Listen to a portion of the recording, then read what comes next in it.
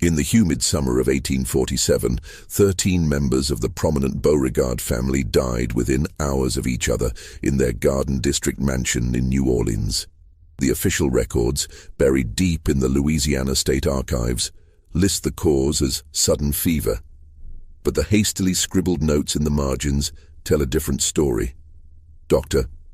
Armand Thibodeau, the attending physician, wrote in his private journal that he had never witnessed such synchronized agony, and that the symptoms bore no resemblance to any known disease.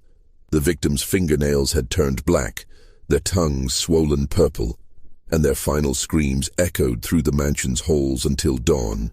What makes this case even more disturbing is that every single death occurred exactly 90 minutes after the family's traditional Sunday supper, and the only person in the house who survived was Violet, the head cook in the kitchen. For over a century and 70 years, this tragedy has remained one of New Orleans' most carefully guarded secrets, hidden behind a wall of shame, fear, and deliberate silence.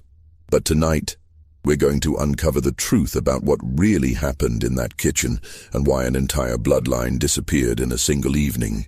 Before we continue with the story of Violet and the Beauregard massacre, make sure you're subscribed to our channel, because stories like this one are exactly why we dive deep into America's darkest forgotten histories. Hit that subscribe button and let us know in the comments what state you're listening from. We love connecting with fellow mystery enthusiasts from across the country. The truth about that fatal Sunday supper began years before the first drop of poison touched aristocratic lips, rooted in a cycle of cruelty that would eventually demand its due. New Orleans in 1847 was a city of stark contrasts, where magnificent mansions rose like monuments to wealth, while the foundation of that prosperity rested on human bondage. The Garden District, where Spanish moss draped over wrought iron balconies like funeral shrouds, housed the city's elite, sugar plantation owners, cotton merchants, and shipping magnates who had built their fortunes on the backs of enslaved labor. The Beauregard mansion stood as one of the district's crown jewels, a three-story Greek Revival masterpiece with towering Corinthian columns that seemed to scrape the Louisiana sky.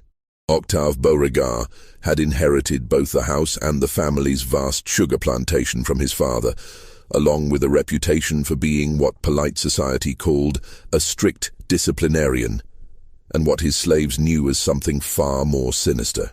At 43, Octave commanded his household with the same iron fist he used to rule his plantation. His wife, Celeste, a delicate woman from a prominent Creole family, had long ago learned to turn a blind eye to her husband's cruelties in exchange for maintaining her position in society.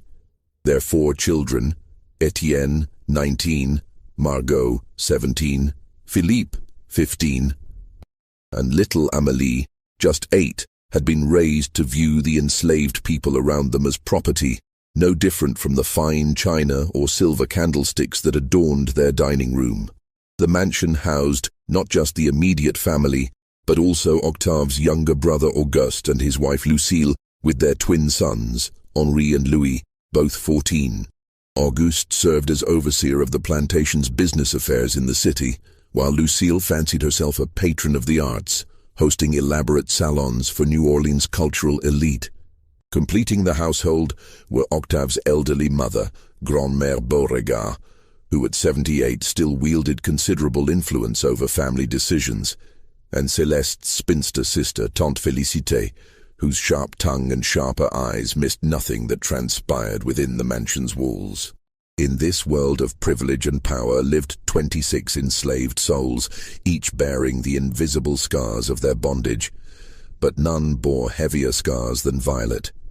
Violet had been born in the mansion's slave quarters in 1823, the daughter of Essie, the previous head cook, who had died of exhaustion when Violet was barely 14. From that tender age, Violet had been thrust into the role of feeding the very family that owned her body and soul. She possessed an almost supernatural skill in the kitchen. Her hands seemed to know exactly how much spice to add, how long to let the roux darken, and which herbs would transform simple ingredients into culinary masterpieces that earned the Beauregards praise throughout New Orleans society. But Violet's talents came at a price that few in the house understood. She worked 18 hours a day, rising before dawn to prepare breakfast and collapsing long after midnight once the last dish had been cleaned. Her small, windowless room in the servants' quarters contained nothing but a straw mattress, a single change of clothes, and a small wooden cross that had belonged to her mother. What made Violet's situation even more unbearable was her unique position in the household hierarchy. As head cook, she was expected to maintain the family's reputation for hosting the finest dinners in the district, yet she was forbidden from tasting the very food she prepared. She knew the texture of every sauce by sight, the doneness of every roast by smell, and the sweetness of every dessert by intuition alone. This cruel irony wasn't lost on Octave, who took perverse pleasure in reminding her that while she created food fit for kings, she would eat nothing but scraps for the rest of her life. The other enslaved people in the household looked to Violet with a mixture of respect and pity. They respected her skills and the small privileges her position afforded. She was rarely whipped, never sent to work in the cane fields, and sometimes received cast-off dresses from the ladies of the house. But they also pitied her isolation, for her demanding schedule left little time for the friendships and small moments of joy that made their harsh existence bearable. Among the household staff was Samuel, the stable master's son, who at 28 had caught Violet's eye despite the dangers such attraction could bring. Their stolen glances across the courtyard and whispered conversations in the kitchen after midnight had blossomed into something deeper, though both knew that love was a luxury slaves could rarely afford. Samuel dreamed of somehow purchasing their freedom and starting a life together in the free territories, but on a plantation where a strong field hand might earn his master $50 a year in profit. Such dreams seemed as distant as the stars. There was also old Moses, the butler who had served the family for over 40 years and whose bent back and graying hair told the story of decades spent bowing to Beauregard demands. Moses had developed an almost supernatural ability to anticipate the family's needs, appearing with wine before it was requested and knowing exactly when to make himself invisible during their more private conversations. His loyalty to the family was legendary among New Orleans society, though those who looked closely might have noticed the cold fire that burned in his ancient eyes. Young Lily, barely 16, worked as a lady's maid to Celeste and her daughters. Her beauty had not gone unnoticed by the men of the house, and she lived in constant fear of the attention such notice might bring. She moved through the mansion like a ghost, trying to remain invisible while performing her duties with the perfection expected of her. In the stables worked Thomas, Samuel's father, whose knowledge of horses was matched only by his understanding of how to survive in a world designed to break him. Thomas had outlived 3 masters and buried 2 wives, learning long ago that the key to survival was never letting your true thoughts show on your face. The mansion's daily routine followed a precise schedule that had been established over decades. Breakfast was served at 7 sharp, with the family gathering in the morning room overlooking the garden. Luncheon occurred at 1 o'clock, often featuring guests from New Orleans society who came to discuss business or social matters. But it was the Sunday supper that represented the crown jewel of the week's dining. Every Sunday evening at 6 o'clock, the entire extended family would gather in the grand dining room beneath the crystal chandelier that had been imported from Paris at tremendous expense. The table, which could seat 20, would be set with the finest china, sterling silver, and crystal glasses that caught the candlelight like captured stars. These Sunday suppers were sacred to the Beauregards, a time when business was set aside and family bonds were celebrated and strengthened. For Violet, Sunday suppers represented the culmination of her weekly efforts.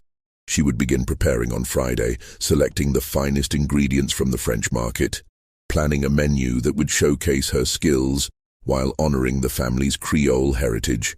The meal typically consisted of 7 courses: a light soup, fish prepared with delicate sauces, fowl seasoned with exotic spices, multiple vegetable dishes featuring whatever was freshest from the garden, elaborate meat courses that demonstrated both her skill and the family's wealth, and finally, desserts that were works of art as much as food. The family's Sunday ritual was as predictable as the sunrise. They would gather in the parlor at 5:30 for cocktails, the men enjoying imported brandy while the ladies sipped delicate cordials. Conversation would flow over topics ranging from plantation business to New Orleans gossip, with the children expected to listen respectfully to their elders. At precisely 6 o'clock, old Moses would announce that supper was served, and the family would process into the dining room with the ceremony of a religious procession. Octave always sat at the head of the table, with Celeste at the opposite end. The children and extended family members took their assigned seats according to a hierarchy that had been established years ago and never varied. Grandmère Beauregard, despite her advanced age, maintained her position of honor at Octave's right hand, while Auguste sat to his left. The conversation during these meals was carefully orchestrated, with each family member understanding their role in maintaining the image of harmonious prosperity. But beneath the surface of this carefully constructed domestic tranquility, tensions simmered like a pot ready to boil over. The spring of 1847 had brought unusual stress to the Beauregard household. The sugar crop had been poor the previous year due to flooding, and creditors were beginning to make uncomfortable inquiries about outstanding debts. Octave had been forced to sell several pieces of property and was considering the unthinkable option of selling some of his slaves to raise capital. These financial pressures had made Octave even more volatile than usual. His temper, which had never been pleasant, had become explosive and unpredictable. The enslaved people of the household learned to read the warning signs. The way his jaw would clench when reviewing ledgers, the sharp tone he would use when giving orders, and most dangerously, the way his eyes would grow cold and calculating when he was planning some new cruelty. It was during this period of mounting tension that Violet's relationship with Samuel began to deepen into something that could no longer be hidden or ignored. The catalyst for the tragedy that would unfold came on a sweltering Thursday afternoon in late June 1847, when the Louisiana heat seemed to press down on New Orleans like a suffocating blanket. Violet was in the kitchen preparing for a dinner party the Beauregards were hosting for visiting Charleston plantation owners, carefully arranging canapes, when she heard Samuel's voice from the courtyard, raised in what sounded like distress. She rushed to the kitchen window and saw a scene that would forever change the course of her life. Samuel was on his knees in the dusty courtyard, his shirt torn and bloody, while Octave stood over him with a leather whip in his hand. The master's face was twisted with rage, spittle flying from his lips as he screamed accusations. "You dare look at my daughter with those eyes?" Octave's voice carried clearly through the humid air. "You forget your place, boy."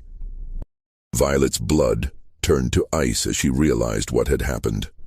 Margot, Octave's 17-year-old daughter, had been spending more time in the stables recently, and Violet had noticed the way the girl's cheeks would flush whenever Samuel was nearby. She had also seen Samuel's discomfort at this unwanted attention, his careful attempts to avoid being alone with any of the white women in the household. But in the twisted logic of plantation life, a slave's discomfort at unwanted attention was interpreted as presumption, and presumption was a crime punishable by death. "Please, Master Beauregard," Samuel gasped between blows. I would never." "Silence." Octave's whip cracked again, leaving another bloody stripe across Samuel's back. "Your silence is guilt enough." But it was what happened next that sealed everyone's fate. As Octave raised his arm for another blow, Violet couldn't contain herself any longer. She burst from the kitchen door and threw herself between the whip and Samuel's bleeding back.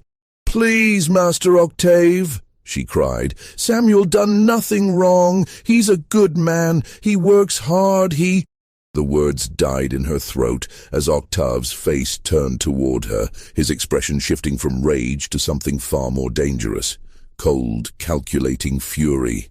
The other slaves in the courtyard seemed to shrink back into the shadows, sensing that something terrible was about to unfold. "So," Octave said, his voice dropping to a whisper that was somehow more terrifying than his previous shouting, "the cook thinks she can tell me how to discipline my property." Violet's knees began to shake, but she didn't move from her position shielding Samuel. "No, Master, You just what?" Octave stepped closer, so close she could smell the brandy on his breath and see the network of broken blood vessels in his eyes. "You just think you can interfere with your betters? You think because you can cook a decent meal, you have the right to question my judgment?" The silence that followed was broken only by the sound of Samuel's labored breathing and the distant call of a mockingbird from somewhere in the garden. Violet knew she had crossed a line from which there was no return, but as she looked down at Samuel's bleeding form, she realized she didn't care. "Samuel is a good man," she repeated, her voice stronger now. "He ain't done nothing to deserve this." Octave's laugh was like the sound of breaking glass. "A good man? He's property, girl. My property. And so are you." He leaned closer, his voice dropping to a whisper. "But I think you've forgotten that, haven't you? I think you've gotten ideas above your station." What followed was a punishment that went far beyond physical pain. Octave ordered Samuel to be locked in the stable's tack room with no food or water, declaring that he would remain there until he learned proper respect. But for Violet, he devised something far more cruel. "From now on," he announced to the assembled household, "Violet will prepare all meals as usual. But she will not eat until every member of this family has declared themselves satisfied with her work. And since I am very difficult to satisfy," he let the threat hang in the air like smoke from a funeral pyre. The next 3 days were a nightmare beyond description. Violet continued to prepare elaborate meals for the family while subsisting on nothing but water and the occasional scrap that old Moses or Lily could sneak to her when no one was watching. Her hands shook as she kneaded bread. Her vision blurred as she stirred sauces, and her legs could barely support her weight as she carried heavy platters to the dining room. But worse than her physical suffering was the psychological torture Octave inflicted.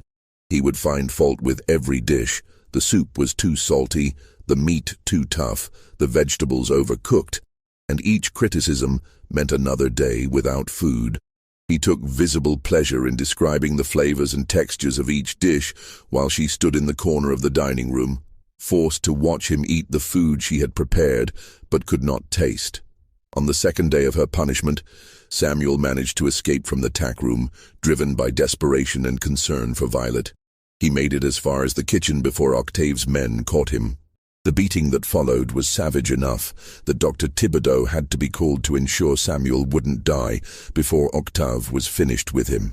It was while tending to Samuel's wounds that Dr. Thibodeau made an observation that would prove crucial to understanding what followed.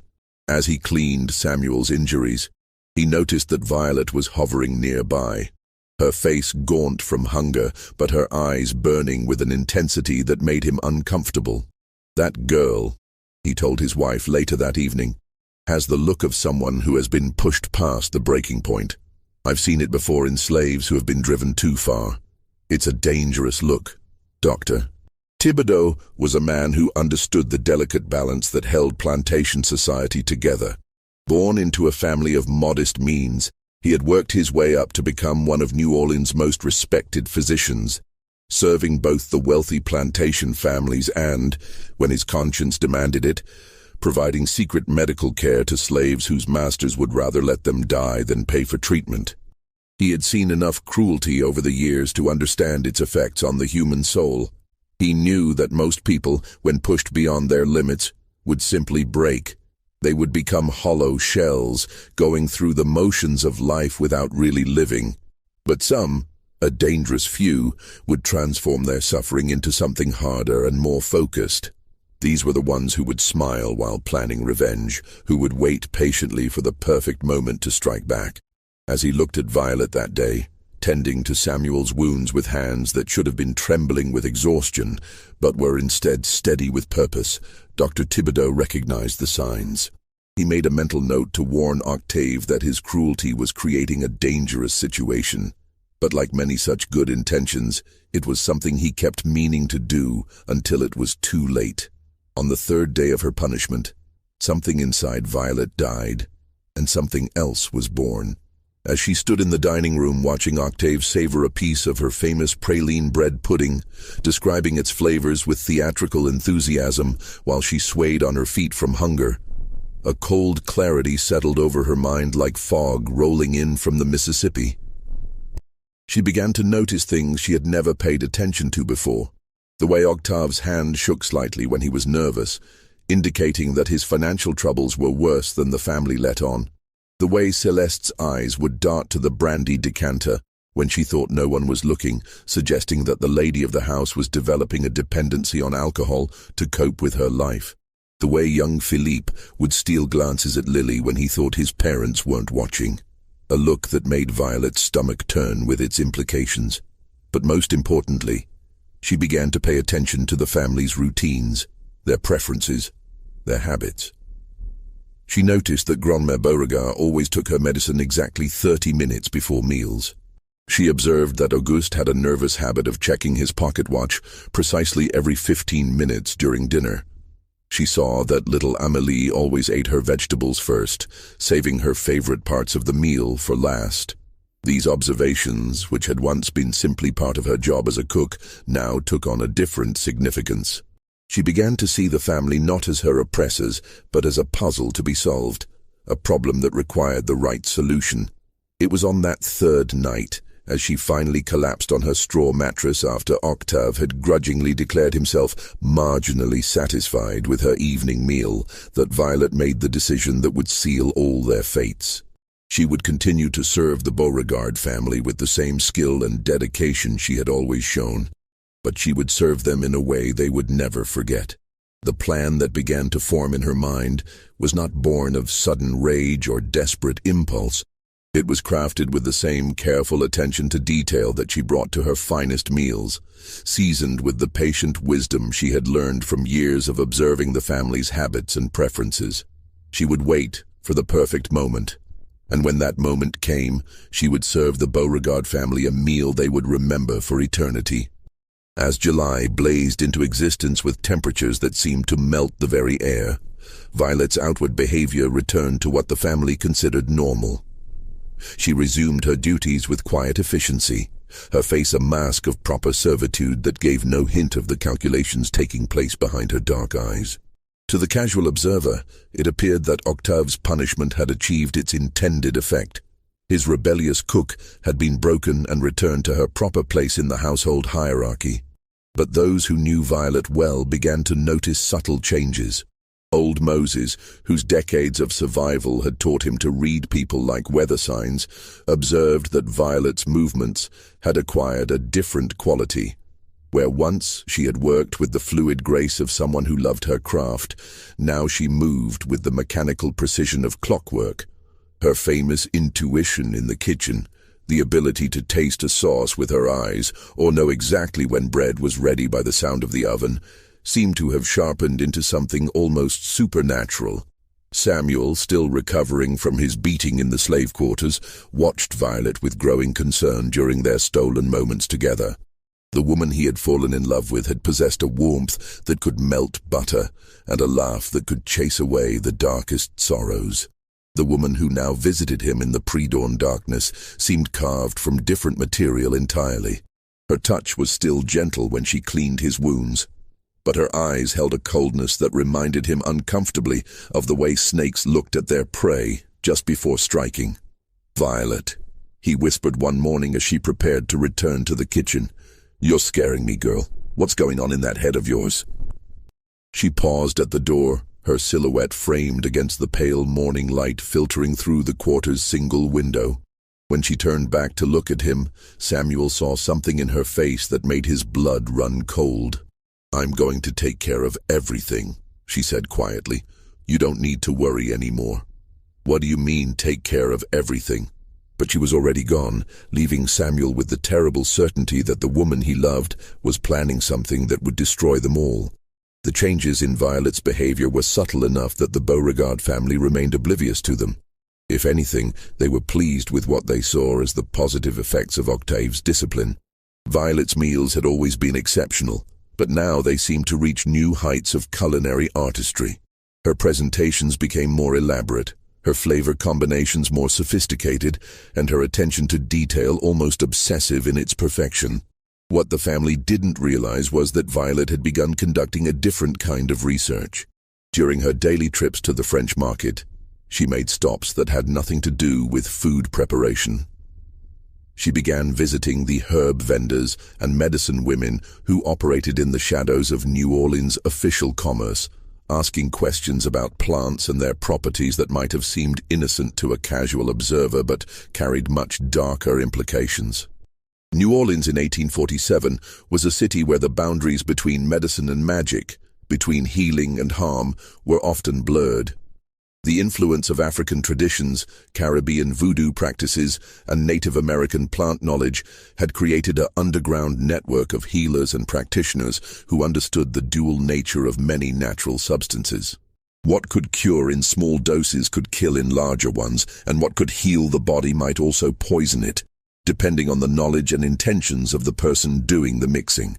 Violet's visits to these practitioners were careful and spaced far apart. She never asked direct questions, but instead engaged in seemingly casual conversations about herbs and their uses.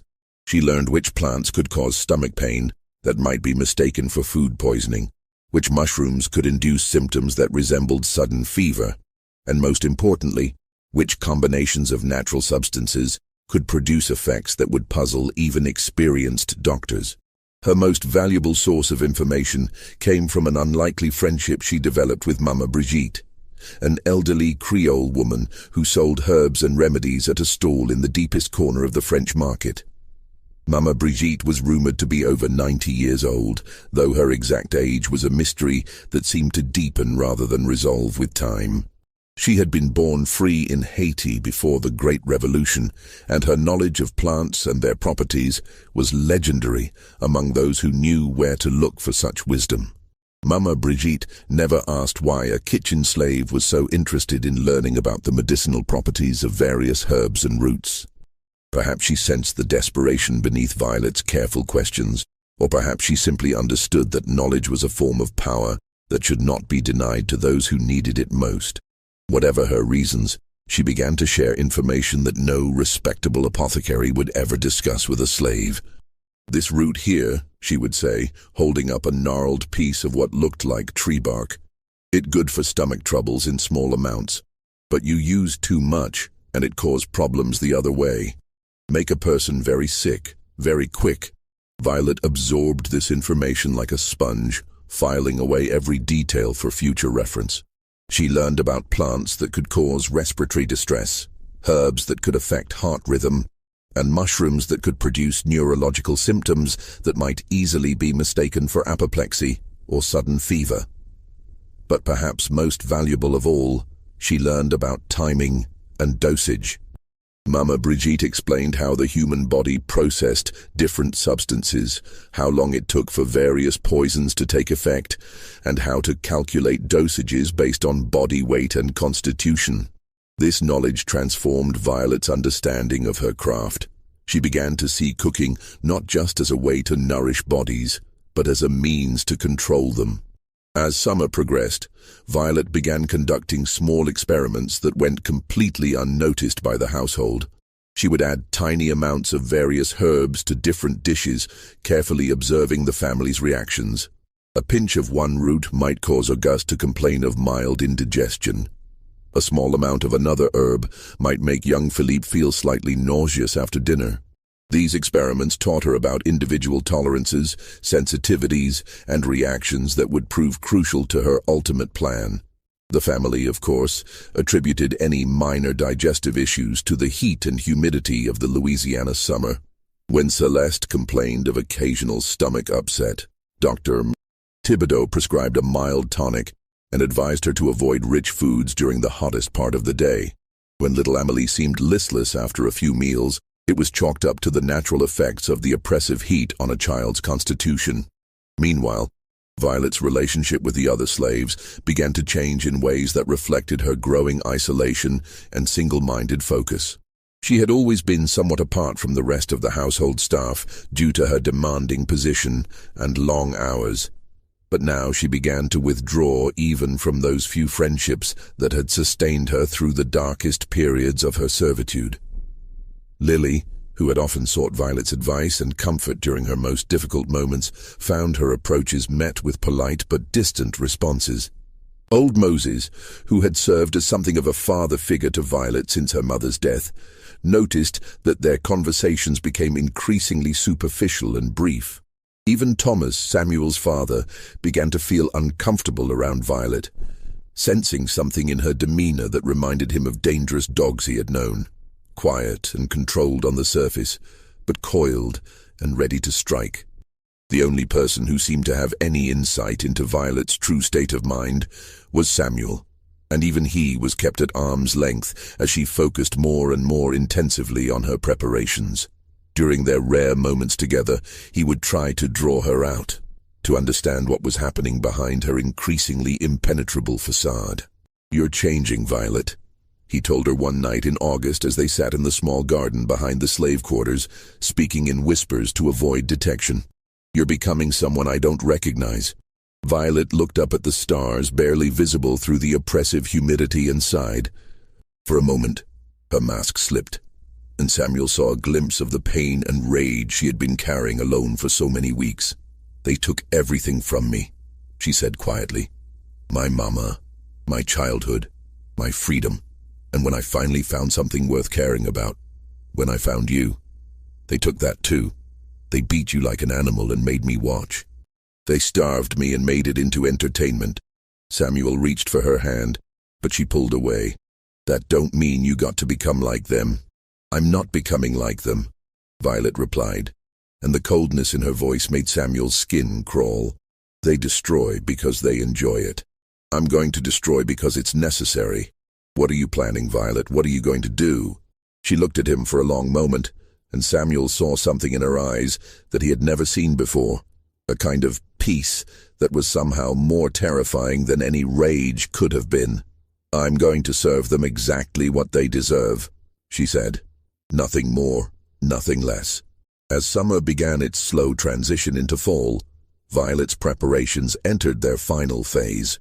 She had identified the substances she would need, tested their effects in small doses, and studied the family's routines until she could predict their behavior with clock-like precision. Now all that remained was to choose the perfect moment and execute her plan with the same flawless precision she brought to preparing a 7-course meal.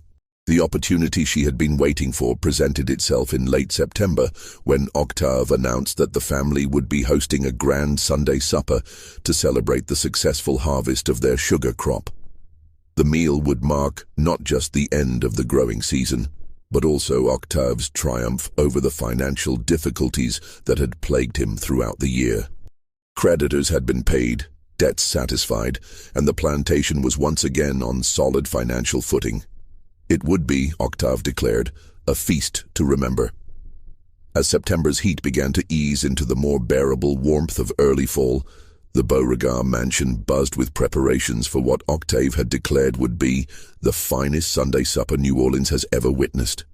The successful sugar harvest had not only rescued the family from their financial difficulties, but had also restored Octave's confidence in his position as one of the city's most prominent plantation owners.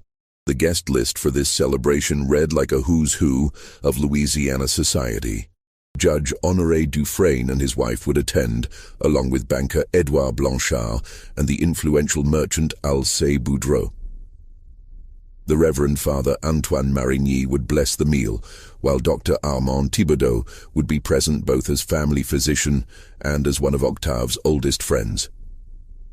Even Mayor Augustus Chouteau had accepted the invitation, bringing the total number of guests to 23 souls who would join the 13 members of the Beauregard family for an evening of celebration and excess. For Violet, this represented the culmination of everything she had been working toward. A grand Sunday supper with the extended family and New Orleans' most prominent citizens would provide the perfect stage for her final performance. The scale of the event would require her to work with absolute precision, coordinating multiple courses while maintaining the flawless timing that had made her reputation throughout the city. But what made this evening particularly perfect for Violet's purposes was a decision Octave had made regarding the staff. Due to the importance of the occasion, he had decreed that all the house slaves would remain in the mansion throughout the evening, ready to attend to any need that might arise. This meant that when the moment came, everyone who had participated in or witnessed her humiliation would be present to see its resolution. As the days leading up to the supper unfolded, Violet threw herself into preparations with an intensity that impressed even the jaded members of the Beauregard household. She spent hours at the French market, selecting ingredients with a meticulousness that bordered on obsession. Each tomato was examined for perfect ripeness, each cut of meat inspected for ideal marbling, and each herb tested for optimal potency and freshness. Her menu for the evening was a masterpiece of Creole cuisine that would showcase not only her skills, but also the full range of her knowledge about food and its effects on the human body. The meal would begin with a delicate turtle soup, seasoned with precisely the right balance of herbs to stimulate appetite and create a sense of anticipation for what would follow. This would be followed by pompano prepared with an elaborate sauce that required hours of careful preparation and timing. The third course would feature squab stuffed with an intricate mixture of rice, vegetables, and seasonings that had been in Violet's family for generations, though she had made certain modifications to the traditional recipe that none of her ancestors would have approved of. The meat courses would include both beef and pork, prepared in different styles, accompanied by vegetables from the mansion's own garden and bread that had been rising for exactly the right amount of time to achieve perfect texture and flavor. But it was the dessert course that represented Violet's true masterpiece. She planned to serve her famous bread pudding, made with pralines and a custard sauce that had been the talk of New Orleans society for years. The recipe had been her mother's secret, passed down through generations of enslaved cooks who had perfected it in plantation kitchens throughout Louisiana. Violet had spent years refining the dish until it reached a level of complexity and sophistication that made it the requested finale for every important Beauregard dinner. What none of the diners would realize was that Violet had spent the past month perfecting a very different kind of recipe, one that would transform this celebration into something far more memorable than any of them could possibly imagine. Her final preparations began on Friday morning when she made her last visit to Mama Brigitte's stall in the French market. The old woman greeted her with the same knowing smile she had worn during all their previous encounters, but this time there was something different in her ancient eyes, a kind of sadness that seemed to acknowledge what was about to unfold. "You sure about this path you're walking, child?" Mama Brigitte asked as she wrapped the final herbs Violet would need in a piece of brown paper. "Once you start down this road, there ain't no turning back." Violet met her gaze without flinching. "I'm already too far down the road to turn back." They made sure of that. Mama Brigitte nodded slowly and handed over the package. "Then may God have mercy on all your souls," she whispered, "because none of you going to find it anywhere else." That weekend, as Violet began the intricate process of preparing for Sunday's feast, her behavior took on an almost ritualistic quality that disturbed those who observed it closely.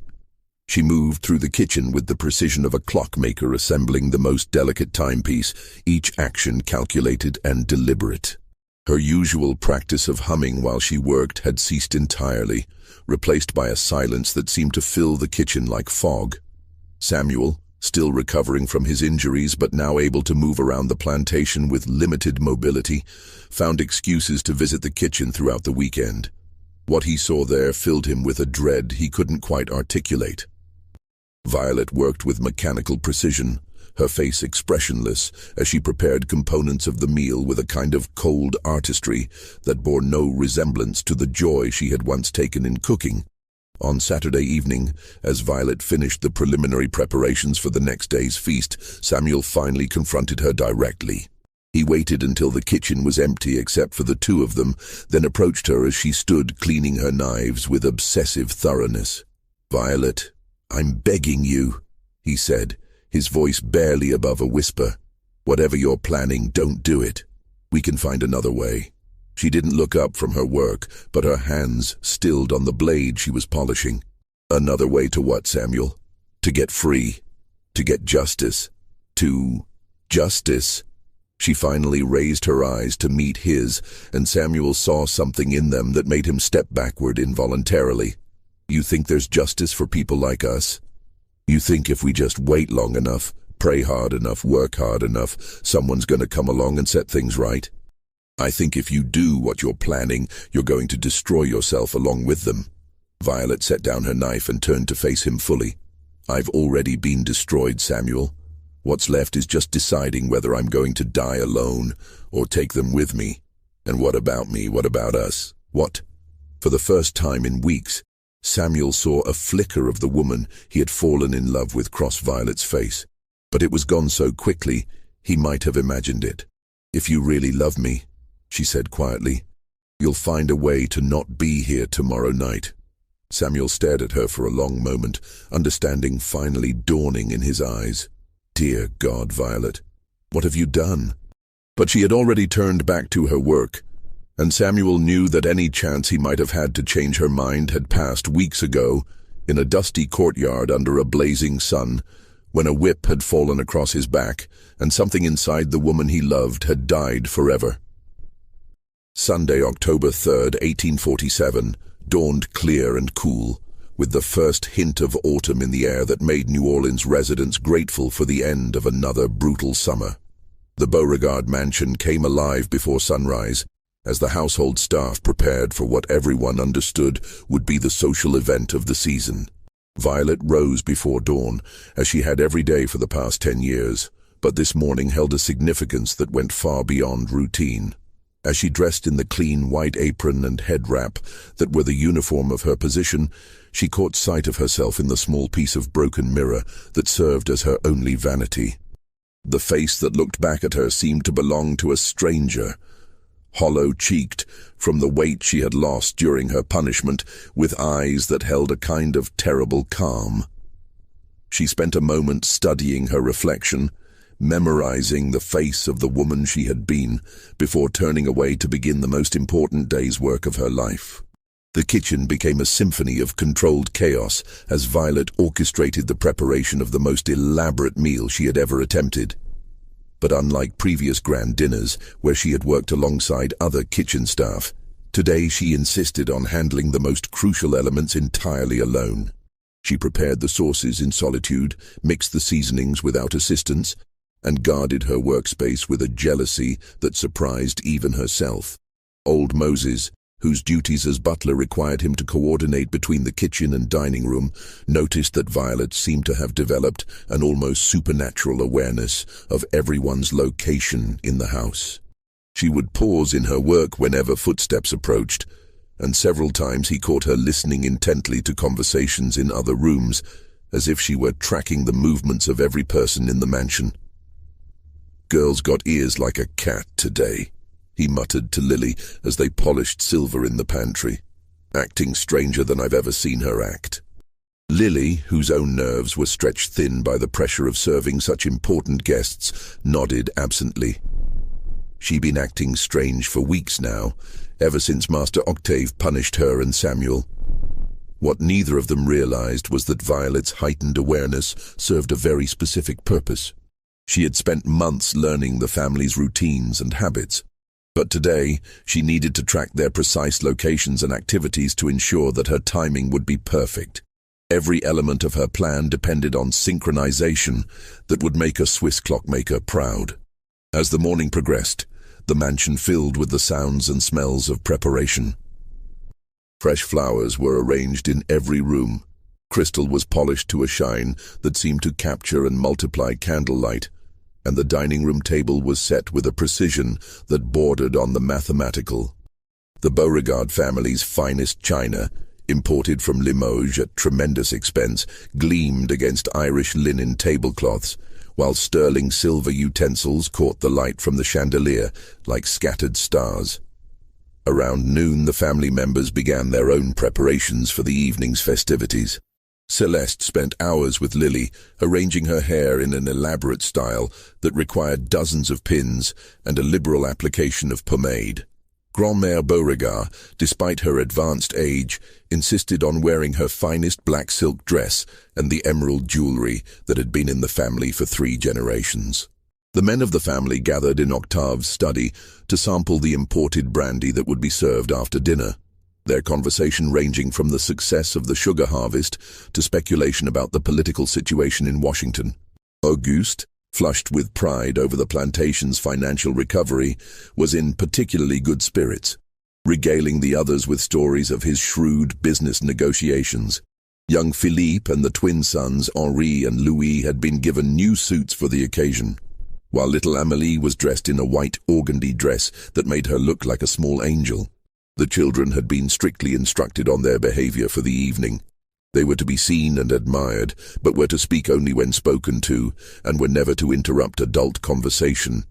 As the afternoon wore on, guests began arriving at the mansion. Judge Dufresne and his wife Mathilde came first, followed shortly by banker Blanchard and his daughter Celestine, a young woman whose beauty and dowry had made her the target of every unmarried gentleman in New Orleans. Dr. Thibodeau arrived with his usual medical bag, though he hoped fervently that his services wouldn't be needed during what promised to be a joyous occasion. The arrival of Mayor Chouteau created a particular stir of excitement, as his presence lent an air of political importance to the gathering. The mayor, a portly man with impressive whiskers and a tendency toward florid speeches, immediately launched into congratulations for Octave's successful harvest and predictions about the bright future of Louisiana's sugar industry. But it was during the arrival of the guests that Violet executed one of the most crucial elements of her plan. As the house filled with visitors and the normal staff routines were disrupted by the demands of hospitality, she made her final additions to the evening's menu. Working with the concentrated focus of a pharmacist preparing medicine, she added carefully measured amounts of various substances to different components of the meal. Each dish received individual attention, with ingredients added based on her detailed knowledge of each diner's preferences, physical constitution, and position at the table. The amounts were calculated with mathematical precision, enough to achieve the desired effect, but distributed in such a way that no single dish would contain enough to arouse suspicion if analyzed individually. What made Violet's preparation particularly diabolical was her understanding of timing and cumulative effects. The substances she had chosen would work slowly and in combination, creating symptoms that would build gradually throughout the meal before reaching their crescendo all at once. By the time anyone realized something was wrong, it would be far too late to identify the source or provide effective treatment. As 6 o'clock approached, the family and their guests gathered in the parlor for cocktails and conversation. The atmosphere was one of celebration and triumph, with Octave holding court like a king receiving tribute from his subjects. The conversation flowed as freely as the imported wine, covering topics from the latest fashions in Paris to speculation about California gold discoveries. Violet, observing from her position in the kitchen doorway, felt a kind of cold satisfaction as she watched the assembled gathering. Every person who had contributed to her suffering, every member of the family who had participated in or ignored her humiliation, every pillar of the society that had created and maintained the system that had stolen her life. They were all here, dressed in their finest clothes and ready to partake of her masterwork. At exactly 6 o'clock, old Moses appeared in the parlor doorway and bowed respectfully. "Ladies and gentlemen," he announced in his most formal voice, "supper is served." Just when we thought we'd seen it all, the horror in the Beauregard mansion intensifies. If this story is giving you chills, share this video with a friend who loves dark mysteries, hit that like button to support our content, and don't forget to subscribe to never miss stories like this. Let's discover together what happens next. The procession to the dining room followed the established protocol that had governed Beauregard family meals for decades. Octave led the way with Mayor Chouteau, while Celeste followed with Judge Dufresne. The other guests and family members arranged themselves according to social hierarchy, with Grand-mère Beauregard taking her position of honor despite requiring assistance from young Etienne to navigate the short distance from parlor to dining room. The dining room had been transformed into a vision of opulence that would have impressed even the most jaded members of New Orleans society. Dozens of candles cast a warm glow over the assembled company, while crystal glasses caught and reflected the light like captured diamonds. The aroma of Violet's cooking filled the air with promises of culinary delights that had already set mouths watering throughout the house. As the diners took their assigned seats, a sense of anticipation filled the room. Octave had been praising Violet's skills throughout the week, building expectations for what he claimed would be the finest meal any of them had ever tasted. Even Dr. Thibodeau, who had eaten at the finest establishments in both New Orleans and Paris, found himself looking forward to experiencing the legendary artistry of the Beauregard kitchen. Violet herself remained invisible to the diners, working behind the scenes with old Moses and the other servants to ensure that each course was presented with flawless timing and presentation. But unlike previous grand dinners where she had taken visible pride in each dish as it left the kitchen, tonight she watched the service with the detached interest of a scientist observing an experiment. The first course, the delicate turtle soup, was received with the kind of enthusiastic praise that would have once filled Violet with joy. Judge Dufresne declared it a masterpiece of the culinary arts, while banker Blanchard pronounced it superior to anything served in the finest restaurants of Paris. Even Grand-Mère Beauregard, whose critical nature was legendary, nodded her approval as she savored the complex blend of flavors. What none of the diners realized was that the soup contained the first of several carefully measured doses that would work in combination throughout the evening. The herbs Violet had selected would be absorbed slowly into their systems, building toward a cumulative effect that would manifest only when all the components were in place. The second course, Pompano, prepared with an elaborate sauce that had required hours of preparation, continued to earn universal acclaim. Mayor Chouteau, whose appreciation for fine food was well known throughout the city, declared it worthy of the gods themselves and requested the recipe, which Octave proudly promised to obtain from his talented cook. As the meal progressed, the conversation in the dining room became increasingly animated and jovial. The wine flowed freely, loosening tongues and creating an atmosphere of celebration that seemed to grow more festive with each course. Stories were shared, jokes were told, and toasts were raised to everything from the successful harvest to the bright future of Louisiana as a state. But Violet, watching from the kitchen doorway, began to notice subtle changes in some of the diners that escaped the attention of everyone else. Auguste's usual hearty appetite seemed slightly diminished, though he continued to praise each dish enthusiastically. Celeste appeared to be experiencing mild discomfort, occasionally pressing her hand to her stomach in a gesture she tried to make subtle. Young Philippe looked slightly flushed, though this could easily be attributed to the excitement of dining with such distinguished guests. The meat courses were presented with a pageantry that drew gasps of admiration from the assembled company. The beef had been prepared according to a recipe that showcased not only Violet's technical skills, but also her artistic sensibilities, while the pork dish demonstrated flavor combinations that several of the guests declared they had never experienced before. It was during this portion of the meal that Dr. Thibodeau first noticed something that would later prove significant in his understanding of what transpired that evening. As he observed the other diners with the trained eye of a physician, he began to detect subtle signs of physical distress that seemed inconsistent with the joyful atmosphere. Grand-Mère Beauregard, despite her vocal appreciation of the food, appeared to be experiencing some difficulty swallowing.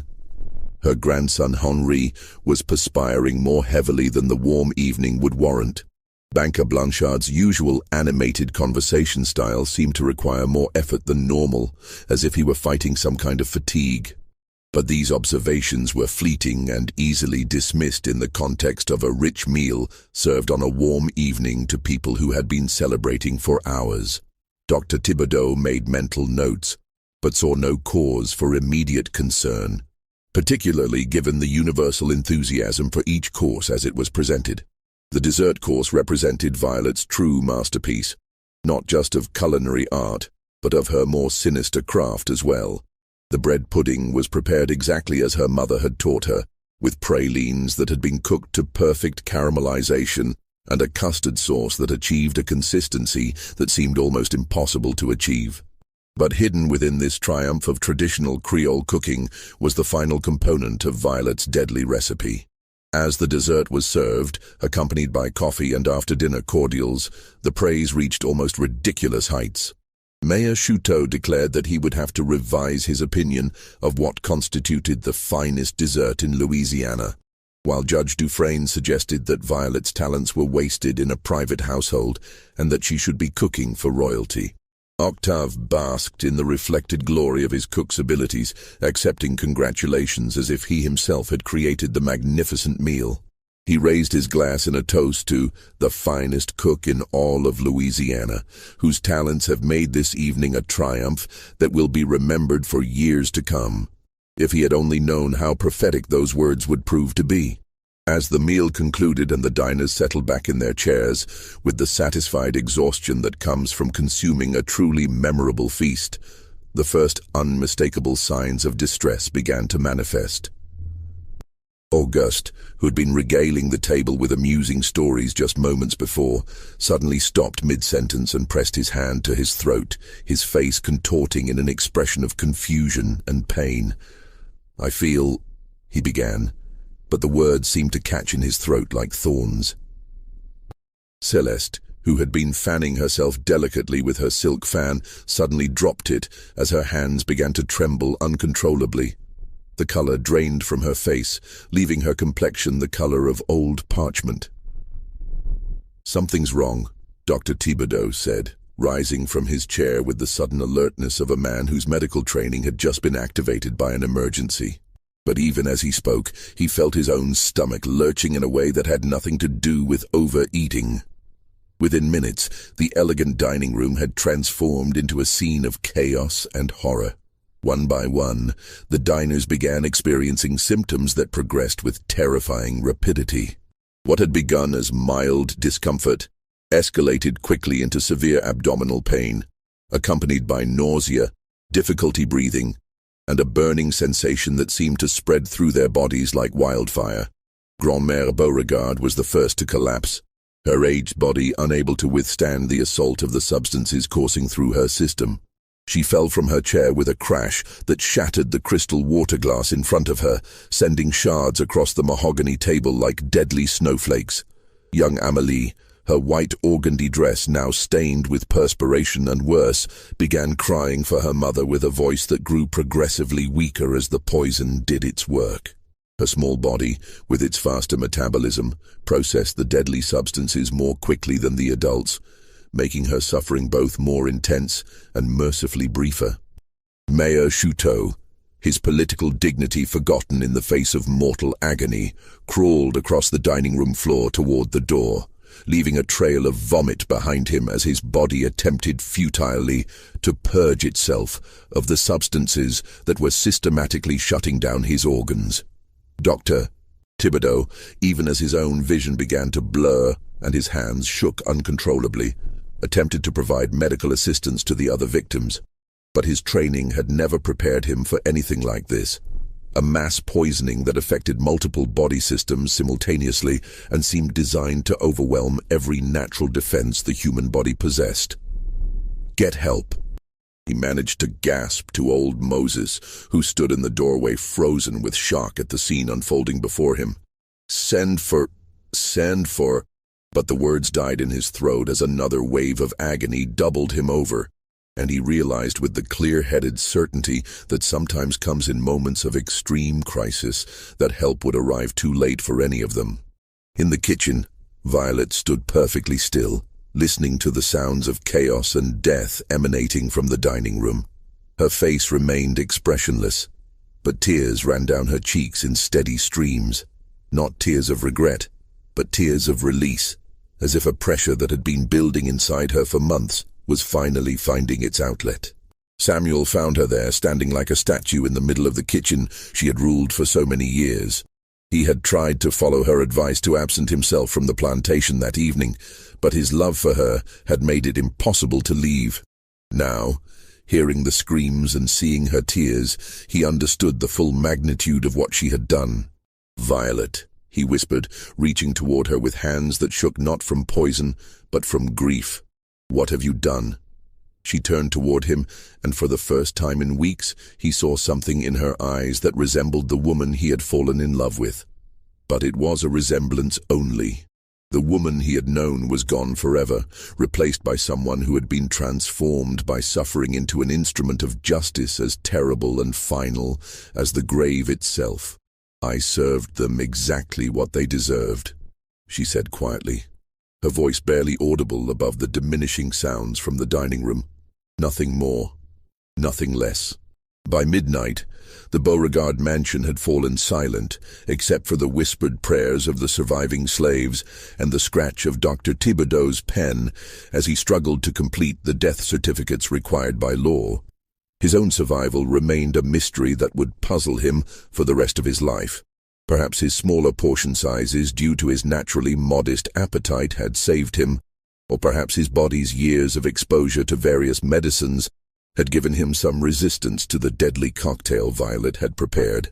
The official cause of death, recorded in the parish records that still exist today in the Louisiana State Archives, was listed as sudden fever of unknown origin.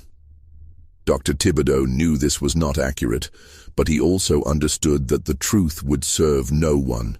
A mass poisoning at one of New Orleans' most prominent social gatherings would create panic throughout the city and destroy the reputation of everyone connected to the Beauregard name. More practically, he recognized that Violet had crafted her revenge with such skill that proving murder would be virtually impossible. The substances she had used were all naturally occurring, and their effects in combination would be impossible to identify with the medical knowledge and investigative techniques available in 1847. Any autopsy would reveal only that the victims had died of systemic organ failure, which could be attributed to any number of natural causes. The aftermath of what became known in whispered conversations as the Beauregard tragedy reverberated throughout New Orleans society for years to come. The plantation, with its entire owning family dead, was seized by creditors and sold at auction. The mansion itself stood empty for nearly a decade before being purchased by a northern businessman who had no knowledge of its history. The enslaved people of the Beauregard household were scattered to different buyers throughout Louisiana, their families broken apart in the cold mathematics of estate liquidation. Some, like old Moses and Thomas, were purchased by plantation owners who valued their experience and skills.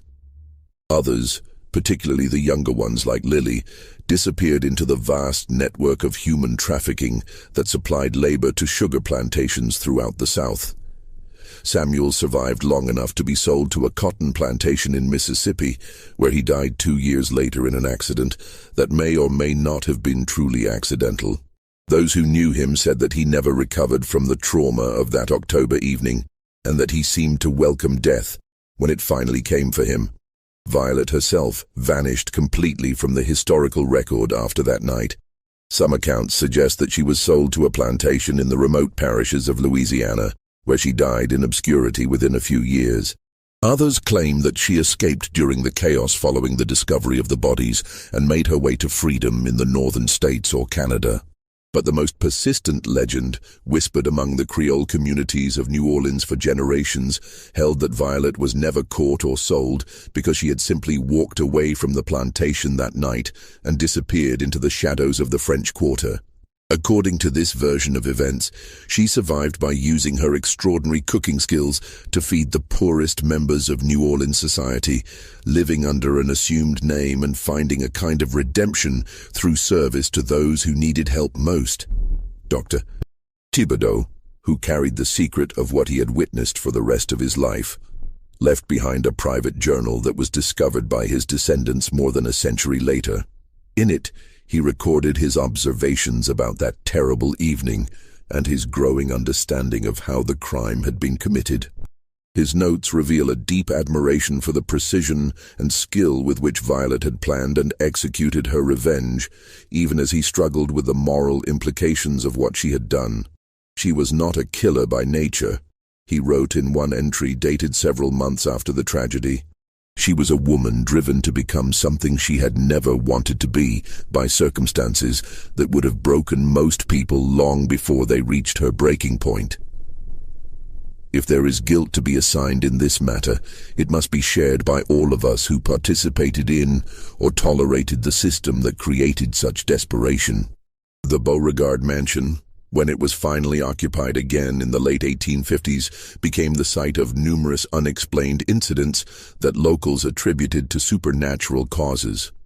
Dinner guests reported feeling suddenly ill during meals, servants complained of strange smells emanating from the kitchen, and more than one cook quit after claiming to have seen the figure of a young black woman standing by the stove in the pre-dawn hours.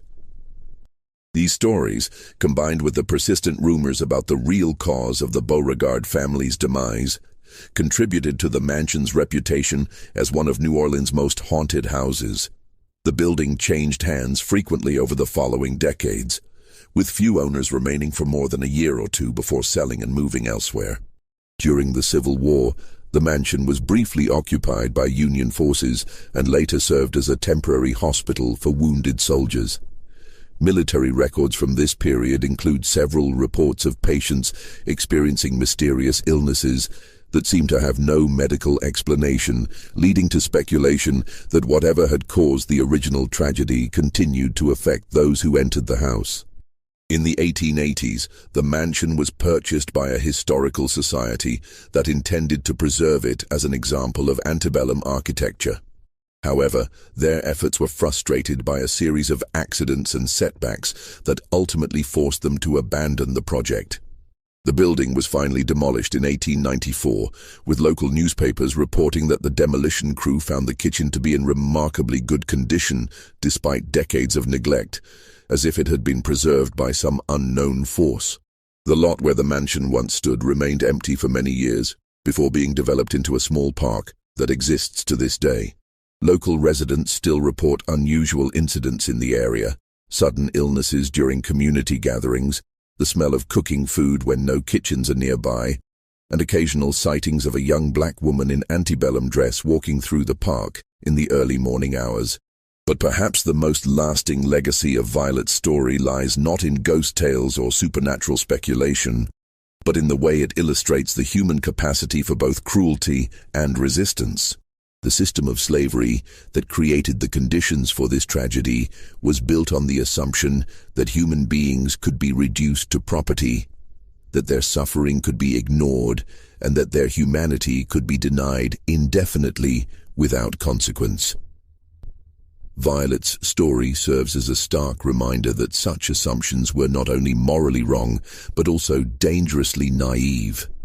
Every system of oppression carries within it the seeds of its own destruction, and those seeds are often planted by the very cruelties that the system depends upon to maintain itself. The 13 members of the Beauregard family who died that October evening were not evil people in any simple sense of the word. They were products of their time and place, raised to see slavery as natural and normal, taught to view enslaved people as fundamentally different from themselves. But their willingness to participate in and benefit from a system built on human suffering created the conditions that would ultimately destroy them. In the end, Violet's vengeance was both completely understandable and utterly tragic. Understandable because of the inhuman treatment that drove her to it, and tragic because it represented the corruption of a soul that had once found joy in creating nourishment and bringing pleasure to others. The woman who had once taken pride in feeding people became someone who found purpose in destroying them, not because she was inherently evil, but because the world she lived in had left her no other path to dignity and justice. This mystery shows us that the most terrifying horrors are often those that grow out of human choices and social systems rather than supernatural forces. The real ghost that haunted the Beauregard mansion was not the spirit of any individual person, but the collective guilt of a society that had built its prosperity on the foundation of human bondage. What do you think of this story? Do you believe everything was revealed? Could such a carefully planned revenge really have been carried out with the precision Violet displayed? Or are there elements that seem too perfect to be entirely believable? Leave your comment below and share your thoughts about whether justice was served or whether Violet's actions went too far. If you enjoyed this tale and want more horror stories like this, subscribe, hit the notification bell, and share with someone who loves mysteries. The darkest chapters of American history often contain the most compelling human dramas, and we'll continue exploring them together. See you in the next video.